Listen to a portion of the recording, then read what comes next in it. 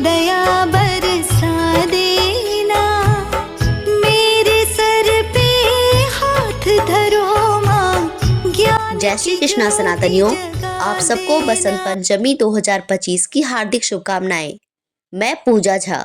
बसंत पंचमी यानी माँ सरस्वती का दिन, माँ सरस्वती की साक्षात कृपा पाने का दिन। यह पर्व हर साल माघ माह के शुक्ल पक्ष की पंचमी तिथि को मनाया जाता है। मान्यता है कि इस दिन देवी सरस्वती की विधि विधान से पूजा करने से ज्ञान, विद्या, बुद्धि के साथ ही सौभाग्य और धन धान्य की प्राप्ति होती है। आज इस वीडियो में जानेंगे सरस्वती पूजा के शुभ मुहूर्त के बारे में, विद्यार्थियों को इस दिन क्या विशेष करना चाहिए और यदि आप अपने बच्चे का विद्या आरंभ करवाना चाहते हो तो आपको क्या जरूर करना चाहिए। तो बने रहेंगे वीडियो के अंत तक। हिंदू पंचांग के अनुसार बसंत पंचमी की तिथि 2 फरवरी 2025 रविवार को सुबह 9:15 से प्रारंभ होगी और 3 फरवरी सोमवार को सुबह 6:05 पर पंचमी तिथि समाप्त होगी। भले ही पंचमी तिथि 2 दिन हो, पर वसंत पंचमी का त्योहार केवल और केवल एक दिन 2 फरवरी रविवार को ही मनाया जाएगा। और सरस्वती पूजा का शुभ मुहूर्त 2 फरवरी को सुबह 7:09 से लेकर 12:35 तक रहने वाला है। वैसे अगर आप भद्रा का विचार करते हैं तो इस बार वसंत पंचमी में भद्रा का भी वास होगा। भद्रा 2 फरवरी रविवार को सुबह 9:30 तक रहने वाली है। अगर आप चाहें तो उसके बाद भी सरस्वती माँ की विधि विधान से पूजा कर सकते हैं। तो इस वर्ष 2 फरवरी रविवार को विधि विधान के साथ माता सरस्वती की पूजा की जाएगी। बात करते हैं कि छोटे बच्चों को विद्या आरंभ कैसे कराया जाता है, जिससे माँ सरस्वती की अनंत कृपा उन बच्चों पर बनी रहे और वे कुशाग्र बुद्धि वाले, ज्ञानी और विद्यावान बने। तो विद्या आरंभ के लिए सरस्वती पूजा का दिन सबसे श्रेष्ठ दिन माना जाता है। इस दिन विद्या आरंभ करने से माँ सरस्वती की असीम कृपा उन बच्चों पर बनी रहती है। तो इसके लिए सरस्वती पूजा वाले दिन शुभ मुहूर्त में यह पूजा करनी होती है। यह पूजा आप चाहे तो किसी पंडित से भी करा सकते हैं और चाहे तो बच्चों के माता पिता या कोई सगे संबंधी भी कर सकते हैं। इसके लिए आपको कुछ चीजें पहले से खरीद के रखनी होती है, जैसे एक स्लेट, चौक, एक अक्षर ज्ञान की किताब, लाल कलम और एक कॉपी। यह दिन उस बच्चे के जीवन का बहुत अहम दिन माना जाता है, इसीलिए ध्यान से सारी विधि को देखेंगे। सबसे पहले माँ सरस्वती के सामने बैठकर एक दीपक प्रज्वलित करना होता है और माँ सरस्वती की विधि विधान से पूजा करनी होती है। माँ सरस्वती को अबीर अर्पित करना होता है, मौली या कलावा अर्पित करना होता है। फिर उस अबीर से और कलावे से इस पूजा की विधि संपन्न कराई जाती है।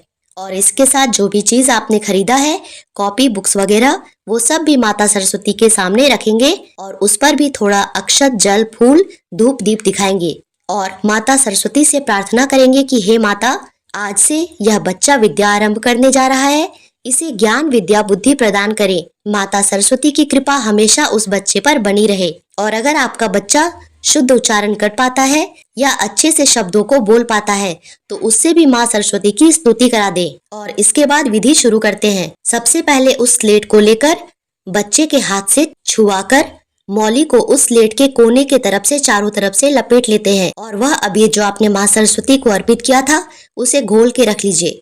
उस अबीर से बच्चे के हाथ पकड़कर उस स्लेट के एक तरफ में सबसे पहले ओम लिखाते हैं और फिर स्लेट के दूसरी तरफ चौक से सबसे पहला ग अक्षर लिखाते हैं और इसके बाद फिर क, ख इत्यादि लिखते हैं। सबसे पहले क नहीं लिखते हैं, इसीलिए इस बात का ध्यान रखेंगे। इसके बाद कॉपी में भी लाल कलम से ABCD या क, ख आप जो चाहे लिखवा सकते हैं और फिर बच्चे को बड़ों को प्रणाम कर सबसे विद्यावान, गुणवान, कुशाग्र बुद्धि बनने का आशीर्वाद लेना चाहिए। और इस विधि से आपने इतने शुभ दिन पे अपने बच्चे का विद्या आरंभ करा लिया। हमारे तरफ ऐसे ही विद्या आरंभ किया जाता है। अगर आपके तरफ इसमें से आपको जोड़ घटाना चाहते हैं तो आप अपनी इच्छा से जोड़ घटा सकते हैं। इसी के साथ ऐसा मानते हैं कि महाशिवरात्रि में शिवजी का माता पार्वती के साथ विवाह होता है, तो शिवजी का तिलक वसंत पंचमी के दिन ही किया जाता है। इसीलिए वसंत पंचमी वाले दिन भगवान शिव को अबीर जरूर से जरूर अर्पित करना चाहिए। इन्हीं सभी कारणों से हिंदू धर्म में सरस्वती पूजा अत्यंत महत्वपूर्ण पर्व माना जाता है। अब जानते हैं कि कैसे विद्यार्थियों को जिनका मन पढ़ाई में नहीं लगता या कंसंट्रेट नहीं कर पाते, आज के दिन उनको क्या क्या विशेष जरूर करना चाहिए। तो बसंत पंचमी के दिन पीले रंग का विशेष महत्व होता है। इसीलिए पीले रंग का एक चौकोर पेपर लेना है और उस पेपर पर लाल रंग की स्याही से ओम ह्रीं ऐं ह्रीं सरस्वती नमः लिखकर उसको अपने पूजा रूम में या स्टडी टेबल के पास रखना है। पर एक बात का विशेष ध्यान रखना है कि वसंत पंचमी पर भद्रा भी लग रहा है, जो कि 1 फरवरी को ही लग जाएगी और 2 फरवरी को 9:30 तक रहेगी। तो भद्रा के समय कोई भी शुभ कार्य नहीं किया जाता है। इसीलिए ये मंत्र आपको 2 फरवरी को सुबह 9:30 के बाद अच्छे से माँ सरस्वती की विधि विधान से पूजा करने के बाद उनके समक्ष ही लिखनी है और इस पेपर को अपने हाथ में लेकर 21 बार इस मंत्र का जाप करना है। ऐसा करने से यह कागज और यह मंत्र अभिमंत्रित हो जाएगा और आपको अगले 43 दिन यानी 43 डेज तक लगातार 21 बार हर दिन सुबह नहाने के बाद इस मंत्र का जाप करना है।